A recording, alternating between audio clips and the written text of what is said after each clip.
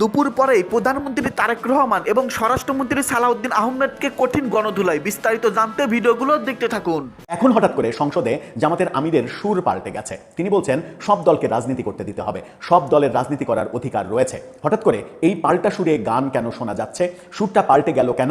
অন্য কোনো কিছু কি ঘটেছে? এর পর আমি একাধিকবার বলেছি, জামায়াত ইসলামী, হিজবুত তাহরির, হরকাতুল জিহাদ, ইসলামী ছাত্র শিবির, এই যে উগ্রবাদী মৌলবাদী জঙ্গি সংগঠনগুলো আছে, এদের প্রত্যেকটা সংগঠনের একটা স্পেশাল স্কোয়াড থাকে, একটা স্পেশাল দল থাকে যারা ডেথ স্কোয়াড হিসেবে পরিচিত, যাদেরকে বলা হয় দলের জন্য, দলের স্বার্থের জন্য যে কোনো সময় আত্মাহুতি দিতে প্রস্তুত থাকে। ৭০ বছরের পুরানা রাজনৈতিক দলকে নিষিদ্ধ করলো বিএনপি। যে বিএনপির জন্ম হয়েছে ক্যান্টনমেন্টে কিংস পার্টির আদলে, সেনাবাহিনীর আদলে।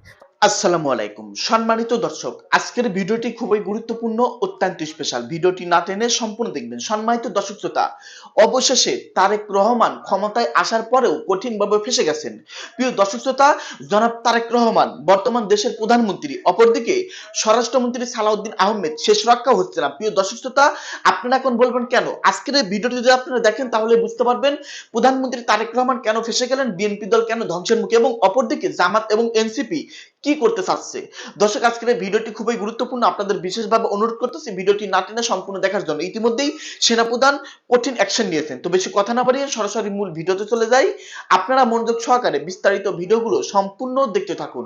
2025 সালে একটি আন্দোলন তৈরি করা হয়েছিল, যে আন্দোলনের পরিপ্রেক্ষিতে প্রফেসর ইউনূস সরকার আওয়ামী লীগের কার্যক্রমের উপরে নিষেধাজ্ঞা দিয়েছিল। আওয়ামী লীগ সহ তার সহযোগী সমস্ত সংগঠনের কার্যক্রমের উপরে নিষেধাজ্ঞা দিয়েছিল।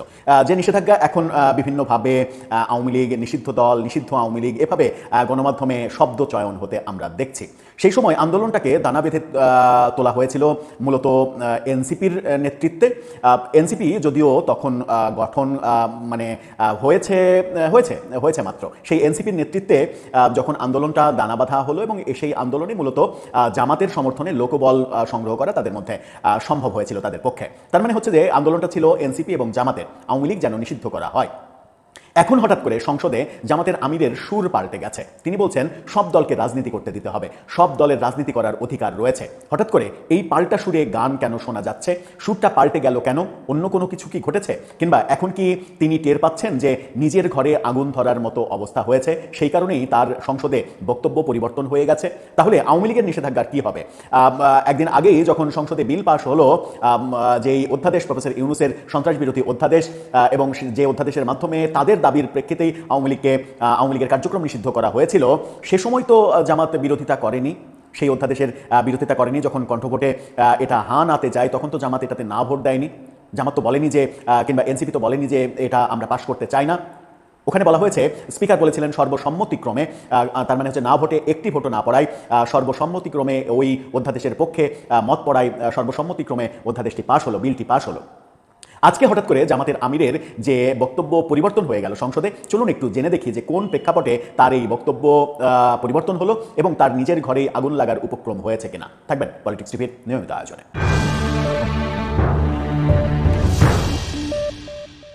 দর্শক, বলছিলাম জামাতের হঠাৎ বক্তব্য পরিবর্তন। এখন তারা চায় সব দল রাজনীতি করুক, সব দলের অধিকার থাকুক। তাহলে কি তারা চায় যে আওয়ামী লীগকে ফিরিয়ে আনা হোক, আওয়ামী লীগ আবার রাজনীতি করতে পারুক, তাদের উপরে যে নিষেধাজ্ঞা জারি করা হয়েছে সেই নিষেধাজ্ঞা তুলে নেওয়া হোক? কি বলছেন তিনি? কালবেলা শিরোনামটা দেখে নিন, সেখানে তিনি বলছেন দেশের প্রত্যেকটা রাজনৈতিক সংগঠন কার্যক্রম পরিচালনা করুক জামাত আমির। এই বক্তব্য আমরা বিএনপিকেও দিতে দেখেছিলাম। বিএনপিও বলেছিল যে তারা কোনো দল নিষিদ্ধের পক্ষে নয়। একটি খবর আপনাদেরকে মনে করিয়ে দিতে চাই, সেটা হচ্ছে সালাউদ্দিন আহমেদের বক্তব্য নিয়ে ডেইলি স্টার এরকম একটা শিরোনাম করেছিল, দেখে নিন। সেখানে তিনি বলেছিলেন নির্বাহী আদেশে রাজনৈতিক দল নিষিদ্ধ চাওয়া হবে ভয়ঙ্কর চর্চা। সালাউদ্দিন আহমেদ যখন জামাত এনসিপি আওয়ামী লীগের নিষেধাজ্ঞা চাচ্ছিল, সেই সময়ে এই বক্তব্য তিনি দিয়েছিলেন। গণমাধ্যমে সেটা প্রকাশিত হয়েছিল, তাও ডেইলি স্টারের মতো গণমাধ্যমে। এই যে বক্তব্যের তারপরে আমরা দেখলাম যে বিএনপি সংসদে পাশ করলো ওই সন্ত্রাস বিরোধী অধ্যাদেশ, যে অধ্যাদেশের ভিত্তিতে প্রফেসর ইউনূস আওয়ামী লীগের নিষেধাজ্ঞা নিশ্চিত করেছিলেন। তার মানে বিএনপিও ওই নিষেধাজ্ঞার ব্যাপারটা আরও প্রতিষ্ঠিত করলো, আওয়ামী লীগের নিষেধাজ্ঞা উঠে যাওয়ার আর কোনো সম্ভাবনা থাকলো না। তার মানে বক্তব্য চেঞ্জ হয়ে গেল। তার মানে বক্তব্যটা চেঞ্জ হয় সময় কাল এগুলো ভেদে, মানে যার যেরকম সময় যখন যেটা প্রয়োজন বক্তব্য দেওয়ার, তখন সেই রকম বক্তব্য রাজনৈতিক নেতারা দিয়ে থাকেন। কি বলছেন জামাতের আমির? দেশের প্রত্যেকটি রাজনৈতিক সংগঠনের কার্যক্রম পরিচালনার পক্ষে নিজের দলের অবস্থান জানিয়েছেন জামাতের আমির। তিনি বলেছেন আমরা চাই প্রিয় বাংলাদেশ রাজনীতির সুস্থ ধারায় জনগণের প্রতি দায় ও দরদ নিয়ে, দেশের প্রতি ভালোবাসা নিয়ে প্রত্যেকটা রাজনৈতিক সংগঠন এদেশের রাজনীতি পরিচালনা করুক। এই ভালো কথা আওয়ামী লীগের নিষেধাজ্ঞা চেয়ে আন্দোলন করার সময় কোথায় ছিল? তখন বেমালুম ভুলে গিয়েছিলেন। এখন কেন মনে হলো সেটা আস্তে আস্তে বেরোচ্ছে। চলুন পরের ব্যাপারে যাই। তিনি মুক্তিযুদ্ধ বিষয়ক মন্ত্রী আজম খান জাতীয় মুক্তিযুদ্ধ কাউন্সিল 2022 সংশোধন করে 2026 বিল পাশের জন্য প্রস্তাব করেন। সে সময় এর বিরোধিতা করেন জামাতের আমির। এবং বক্তব্যের শুরুতে শহীদ প্রেসিডেন্ট জিয়াউর রহমানকে স্মরণ করে শফিকুর রহমান বলেন, 75-এর পট পরিবর্তনের পর ক্ষমতার ধারাবাহিকতায় মরহুম প্রেসিডেন্ট জিয়াউর রহমানের হাতে নিঃসন্দেহে বহুদলীয় গণতন্ত্র ফিরে এসেছে, যার সুফল পরবর্তী পর্যায়ে পেয়েছে এবং আজকে পার্লামেন্টেও সেই ধারাবাহিকতার যে অংশ, আজকের পার্লামেন্টটাকেও সেই ধারাবাহিকতার অংশ তিনি দেখছেন। তিনি বলেন, 79 সালে অল পলিটিক্যাল পার্টি রিভাইভাল অ্যাক্টের মধ্য দিয়ে আওয়ামী লীগেরও আবার পুনর্জন্ম হয় বাংলাদেশে। সে সময় যে কয়টা দল ছিল সবগুলোই রাজনীতি করার অধিকারটুকু ফিরে পায়, আমরাও পেয়েছি। আল্লাহর কৃতজ্ঞতা আদায়ের পাশাপাশি যে মহান ব্যক্তি এই উদ্যোগ নিয়েছিলেন তার প্রতিও কৃতজ্ঞতা আদায় করেছি। শফিকুর রহমান বলেন, এই বিলে প্রস্তাব করা হয়েছে যে জিনিসটা স্বাধীনতার পরে তখনকার শাসকও তা আনেননি। স্বাধীনতার পরে তখনকার শাসক মানে তার নাম উচ্চারণ করতে আপনার একটু কুণ্ঠাবোধ হয়, একটু ইতস্তত করেন, একটু লজ্জাবোধ হয়, একটু সংকোচ হয়, তাই তো? স্বাধীনতার পরে শাসনে কে ছিলেন, বঙ্গবন্ধুর নামটা বঙ্গবন্ধু না বলেন, আপনি তো বলবেনই না, কিন্তু শেখ মুজিব বলতেও একটু বোধ হয় একটু লজ্জা হয় কিংবা একটু ঘৃণা হয়। কারণটা কি? কারণটা তো আমরা সবাই জানি। তিনি ওইটাকে স্কিপ করে বলছেন, স্বাধীনতার পরে তখনকার শাসকও তা আনেননি, মরহুম প্রেসিডেন্ট জিয়াউর রহমানও আনেননি, 3 বারের অতি সম্মানীয় প্রধানমন্ত্রী তিনিও আনেননি, অর্থাৎ খালেদা জিয়ার কথা বলছেন। এই জিনিসটা নিয়ে আসলেন সংজ্ঞায় অন্তর্ভুক্ত করে ফ্যাসিস্টের একজন বিকৃত প্রতিভূ শেখ হাসিনা। আচ্ছা, পরবর্তীতে অন্তর্বর্তী সরকারও এর ধারাবাহিকতা রক্ষা করেছে। অন্তর্বর্তী সরকারের সঙ্গে তো আপনাদের দহরম মহরম সম্পর্ক ছিল, তাহলে সেটা অন্তর্বর্তী সরকারকে করতে দিয়েছেন কেন? সেটাও তো একটা বড় প্রশ্ন। তার মানে আপনারা পেরে ওঠেননি। জামাত আমির বলেন, কি আছে এতে? এতে 3টা সংগঠনের নাম দেওয়া হয়েছে, তৎকালীন মুসলিম লীগ, জামাত ইসলামী ও নেজামি ইসলামী। পাক সেনা ও আরও কিছু সহযোগী ফোর্সের সঙ্গে এই 3টা রাজনৈতিক সংগঠনের নাম এসেছে। তিনি আরও বলেছেন, বর্তমান উপস্থাপনাতেও তাদের নাম বলা হয়েছে। আল্লাহই ভালো জানেন 71-এর এই চরম সময়ে কার কি ভূমিকা ছিল। আল্লাহ তাআলা এর একমাত্র পূর্ণাঙ্গ সাক্ষী, বাকিরা আংশিক সাক্ষী। আল্লাহই ভালো জানেন, আল্লাহ তো সবকিছুই ভালো জানেন, কিন্তু মানুষ কি কিছুই জানে না? 71-এর ঘটনা মানুষ কিছুই জানে না। আপনি বলতে চাইছেন যে আল্লাহর উপরে ছেড়ে দিয়ে এই ব্যাপারটা যেন ডিসমিস করে দেওয়া হয়, এই ব্যাপার নিয়ে কেউ কোনো কথা বলবে না, শুধুমাত্র এই ব্যাপার নিয়ে কথা বললে একমাত্র আল্লাহই কথা বলবে, মানুষ তার সৃষ্টি, মানুষ কোনো কথা বলবেন না, কারণ ব্যাপারটা যেহেতু জামাত সংশ্লিষ্ট ইস্যু। এখন ব্যাপারটা আপনাদের কাছে এখনো যদি ধোঁয়াশা থাকে তাহলে আরেকটু পরিষ্কার করি। আজকে সংসদে যে মুক্তিযুদ্ধ নিয়ে যে বিলটা পাস হয়েছে, জামুকা বিল, সেই বিলে জামাত ইসলাম, নেজামি ইসলাম এবং মুসলিম লীগ এই 3 দলকে পাকিস্তানি হানাদার বাহিনীর সহযোগী এবং তাদের বিরুদ্ধেই বাংলাদেশের মুক্তিযোদ্ধারা মুক্তিযুদ্ধ করে এদেশকে স্বাধীন করেছে, এই বিল আনুষ্ঠানিকভাবে সংসদে পাস হয়েছে এবং তাতেই জামাতের গাত্রদাহ তৈরি হয়েছে। এবং সবথেকে মজার ব্যাপার যেটা, সেটা হচ্ছে যে এনসিপি পর্যন্ত সেই বিলের বিরোধিতা করেনি, সমর্থন জানিয়ে স্পিকারকে লিখিত দিয়েছে। এতে করে আরও বেশি অসহায় বোধ করেছে আজকে জামাত সংসদে। এই কারণেই জামাতের আমিরের বক্তব্যে একটা পরিবর্তন আমরা দেখছি। তিনি যখন টের পাচ্ছেন যে এই অধ্যাদেশ বিল আকারে পাশ হওয়ার পরে যে কোনো মুহূর্তে জামাতের উপরে দুর্যোগ নেমে আসতে পারে, জামাতকে নিষিদ্ধ করে দেওয়া হতে পারে, আদালতে জামাতের বিচার হতে পারে, আদালতে যে কেউ এখন যদি মামলা করে ফেলে এই সাংবিধানিক পরিবর্তনের ব্যাপারটা নিয়ে, মামলা করে ফেললে আদালত দল হিসেবে জামাত ইসলামীর বিচার করে ফেলতে পারে, এরকম একটা শঙ্কা যখন তৈরি হয়েছে, তখন তিনি বলছেন সব দলের অংশগ্রহণ, সব দলের রাজনীতি করার অধিকার থাকার কথা, যেটা প্রেসিডেন্ট জিয়াউর রহমান বহুদলীয় গণতন্ত্রের যে চর্চা, তারপরে তার আমলে শেখ হাসিনার দেশে ফেরা, সেই ব্যাপারগুলো তিনি বলেছেন যে আওয়ামী লীগও রাজনীতি করার অধিকার পেয়েছিল। আওয়ামী লীগকে তখনও রাজনীতি থেকে দূরে রাখা হয়েছিল 75-এ বঙ্গবন্ধু হত্যাকাণ্ডের পরে, কিন্তু বেশি দিন সেটা স্থায়ী করা যায়নি, আওয়ামী লীগকে রাজনীতিতে ফিরতে দিতে হয়েছে। সেই সময়টা কিন্তু মাত্র 4 বছর, তার মধ্যেই আওয়ামী লীগকে রাজনীতিতে ফিরতে দিতে হয়েছে এবং আনুষ্ঠানিকভাবে শেখ হাসিনাকেও ফিরতে দিতে হয়েছে।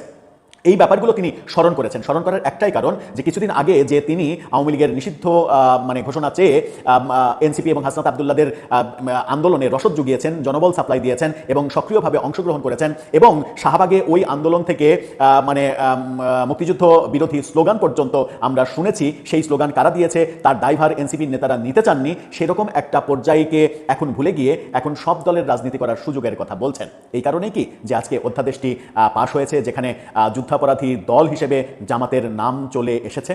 দর্শক, আপনার কাছে কি মনে হয়?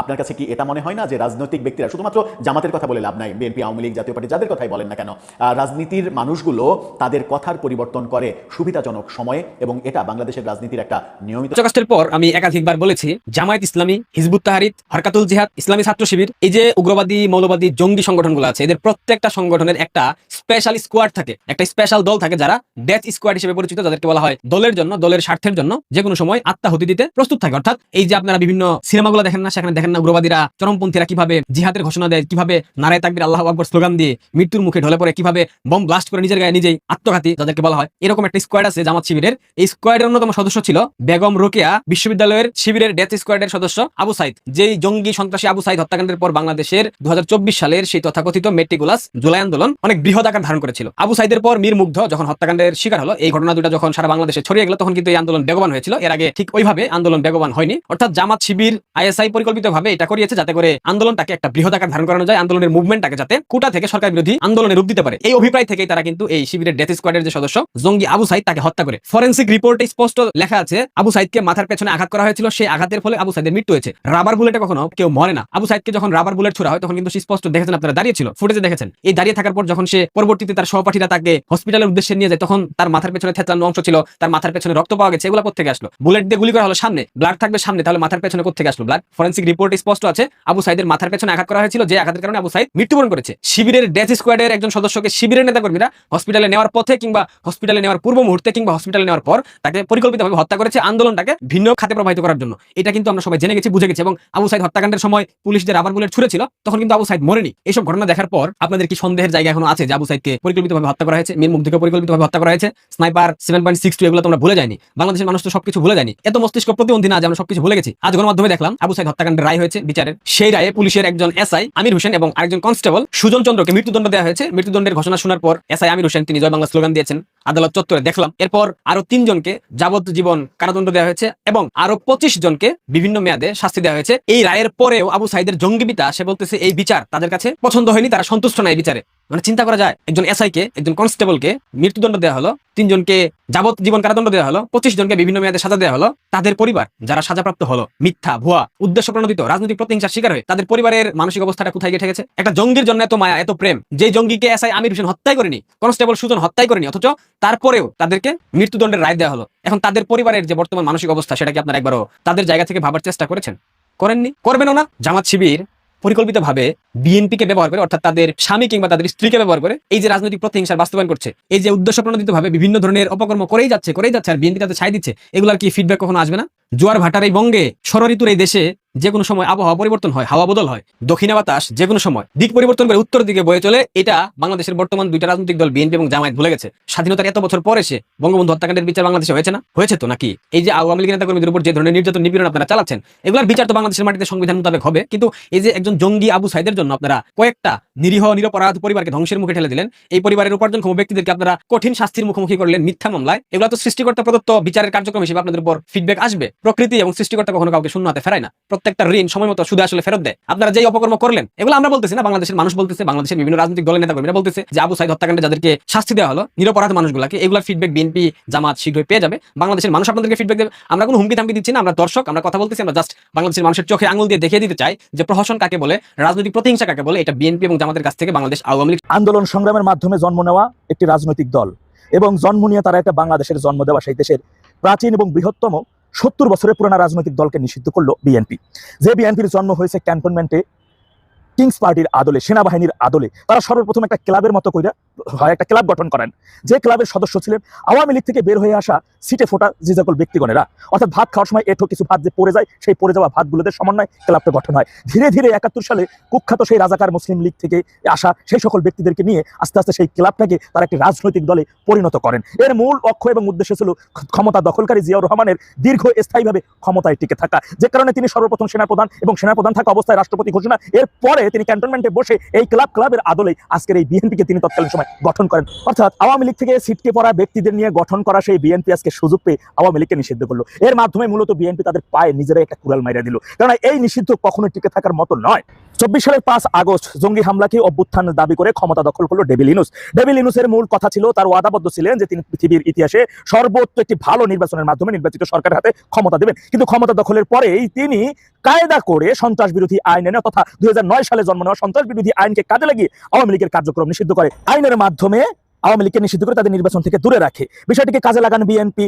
12 ফেব্রুয়ারি নির্বাচনের আগে বিএনপি আওয়ামী লীগের দাঁড়ে দাঁড়িয়ে গিয়ে তাদের ওয়াদাবদ্ধ হইলেন যে তারা সংবিধান এবং আইন এবং গণতন্ত্র রক্ষা করবেন এবং আওয়ামী লীগের নেতা কর্মীদেরকে তারা যাতে যেমন তাদের বেআইনিভাবে কেউ হয়রানি করতে না পারে, গ্রেপ্তার না করে, সেইগুলো তারা প্রতিশ্রুতি দিলেন। ক্ষমতায় আসার পরে সেই প্রতিশ্রুতি সবকিছু ভুলে গিয়ে তারা সিস্টেম করে সেই নিষিদ্ধকে, অর্থাৎ ক্ষমতা দখলকারী ডেভিল ইনুসের নিষিদ্ধকে কাজে লাগিয়ে স্থায়ীভাবে আইনে পরিণত করলেন আওয়ামী লীগের নিষিদ্ধ। এই নিয়ে আওয়ামী লীগের নেতা কর্মীরা যারা রয়েছেন তাদের চিন্তিত হওয়ার মতন কিছুই নেই। আপনার পাড়া কিংবা মহল্লায় যারা রয়েছে মুরব্বিয়ানরা, অর্থাৎ 70 বছরের পুরোনো রাজনৈতিক দল আওয়ামী লীগকে নিষিদ্ধ করার বিষয় সেই মুরব্বীদের কাছ থেকে শুনেন, তাদের কাছে এই বিষয় জানতে চান, দেখেন তারা কি উত্তর দেয়।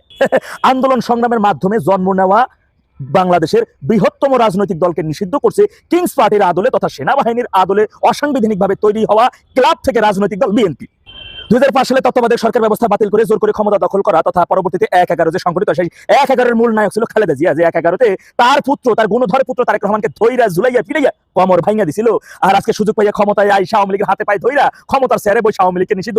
আগামীতে এই কমর নিয়ে সে আর বিদেশে যাইতে পারবে না। মনে রাখবেন 1/11 শুধু নিঃশ্বাস নিয়ে বাইচে থাকার উদ্দেশ্যে মুসলেখা থেকে দেশ থেকে পালাই গিয়েছিল, আর আগামীতে আর এই নিঃশ্বাস নিয়ে দেশ থেকে পালাই দিতে বাঁচার জন্য সেই সুযোগ আর থাকবে না। কারণ ওই যে 12ই ফেব্রুয়ারি আওয়ামী লীগ সমানেত্রী শেখ হাসিনার ডাকে সাধারণ মানুষ তথা 60% জনগণ তারা ভোট কেন্দ্রে যায় নাই, ভোট দেয়ও নাই। আগামীতে এই ভাঙা কমর নিয়ে যাতে নিঃশ্বাস নিয়ে বাইচে থাকার উদ্দেশ্যে বিদেশে যাই আবার এই দেশের জনগণ নিয়ে এই দেশ নিয়ে ষড়যন্ত্র করবে, সেই সুযোগ এদেশের জনগণ দেবে না। সুতরাং আমি রাজপথে থাকি এবং আওয়ামী লীগের সকল তৃণমূল পর্যায়ে নেতাকর্মীদের উদ্দেশ্যে বলবো, বিচলিত কিংবা চিন্তিত হবেন না। আওয়ামী লীগের বিজয় গাথা খুব শীঘ্রই আসছে। যে বিজয় রথ এই জমিনে থাকা কোনো ব্যক্তি বা দল কোনোভাবেই দাবায় রাখতে পারবে না। বিজয় নিকটে ইনশাআল্লাহ। ঐক্যবদ্ধ হন, এই মুহূর্ত থেকে বিচলিত হওয়া যাবে না। সম্মানিত দর্শক, আশা করতেছি বিস্তারিত ভিডিওগুলো আপনারা সম্পূর্ণ মনোযোগ সহকারে শুনেছেন এবং দেখেছেন। প্রিয় দর্শক, আজকের এই ভিডিওতে আপনারা যে আলোচনাগুলো শুনলেন, রাজনৈতিক বিশেষজ্ঞরা যে সব আলোচনা করলো, প্রিয় দর্শক শ্রোতা, সমস্ত কিছু মিলে আপনাদের কি মনে হচ্ছে? প্রিয় দর্শক, বর্তমান দেশের প্রেক্ষাপট, রাজনৈতিক পরিস্থিতি আপনারা সকলেই জানেন, নতুন করে কিছু বলার নেই। সংসদে কি নিয়ে আলোচনা হচ্ছে আপনারা এটাও জানেন, আপনারা কম বেশি সকলেই অবগত আছেন। যাই হোক দর্শক, আজকের এই ভিডিও সম্পর্কে আপনাদের মতামত ভিডিওর কমেন্টে অবশ্যই লিখে জানিয়ে দিবেন। প্রিয় দর্শক, ভিডিওটি শেষ করছি এখানেই। ভিডিওটি শুরু থেকে শেষ পর্যন্ত এখন অবধি দেখার জন্য আপনাদের সবাইকে অসংখ্য ধন্যবাদ।